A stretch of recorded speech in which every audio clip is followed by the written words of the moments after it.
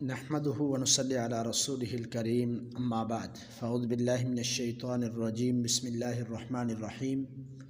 باب ہمارا چل رہا ہے صبر کے حوالے سے، تو آج آپ کے سامنے دو احادیث پیش کرتے ہیں۔ ایک حدیث سیدنا ابو ہریرہ رضی اللہ تعالیٰ عنہ سے فرماتے ہیں ان رسول اللہ صلی اللہ علیہ وسلم قال یقول اللہ تعالی ما لعبد المؤمن عندی جزاء اذا قبضت صفیہ من اہل الدنیا ثم احتسبہ الا الجنہ۔ یہ صحیح بخاری کی حدیث ہے کہ اللہ تعالیٰ فرماتا ہے، یہ آپ صلی اللہ علیہ وسلم نے فرمایا کہ اللہ تعالیٰ فرماتا ہے میرا وہ مومن بندہ جس کی محبوب ترین چیز میں واپس لے لوں لیکن وہ اس پر ثواب کی نیت سے صبر کرتا ہے، اس کے لیے میرے پاس جنت کے سوا کوئی بدلہ نہیں ہے۔ یعنی یہ صبر کی جزا ہے۔ اللہ فرماتا ہے کہ جو اپنی محبوب ترین چیز کے کھو جانے پر یا محبوب ترین کوئی رشتہ دار ہے اس کے فوت ہو جانے پر صبر کرتا ہے تو فرمایا کہ اس کے صبر کی وجہ سے میں اسے جنت عطا کروں گا۔ یہ رسول اللہ صلی اللہ علیہ وسلم کا فرمان ہے۔ اس کے بعد اگلی حدیث جو ہے وہ سیدہ عائشہ صدیقہ رضی اللہ تعالیٰ عنہا سے ہے۔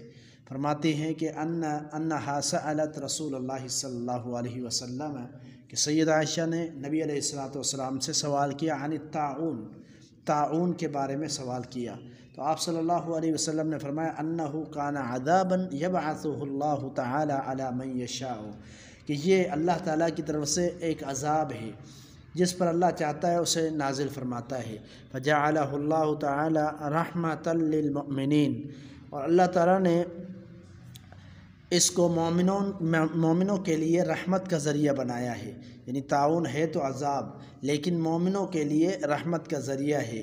فلیس من عبد یقع فی الطاعون فیمکث فی بلدہ صابرا محتسبا یعلم انہ لا یصیبہ الا ما کتب اللہ لہ الا کان لہ مثل اجر الشہید۔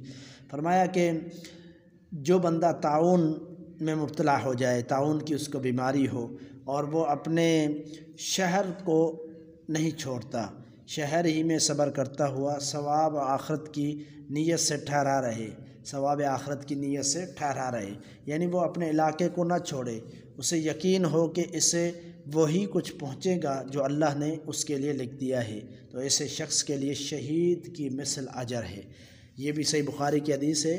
تو طاعون کی بیماری ایک وبا ہے، طاعون میں منع کیا گیا ہے کہ جب طاعون کی وبا پھیل جائے تو علاقے کو نہیں چھوڑنا چاہیے۔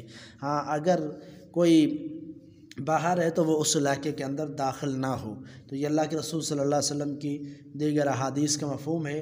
تو اس لیے بندہ صبر کرتا ہے اور اللہ کے رسول کی حدیث پر بھی عمل کرتے ہوئے اپنے علاقے کو نہیں چھوڑتا، صبر کی نیت سے بیٹھا رہتا ہے اور یہی سوچتا ہے کہ جو اللہ نے لکھا ہے وہی ہوگا، جو تقدیر میں ہوگا وہی ہوگا۔ تو اللہ کے رسول صلی اللہ علیہ وسلم نے فرمایا اس صبر کی وجہ سے اس کو شہید کا اجر دیا جائے گا۔ تو یہ صبر ایسا معاملہ ہے کہ صبر کی وجہ سے جنت بھی حاصل ہو رہی ہے اور صبر کی وجہ سے شہید کا اجر بھی حاصل ہو رہا ہے۔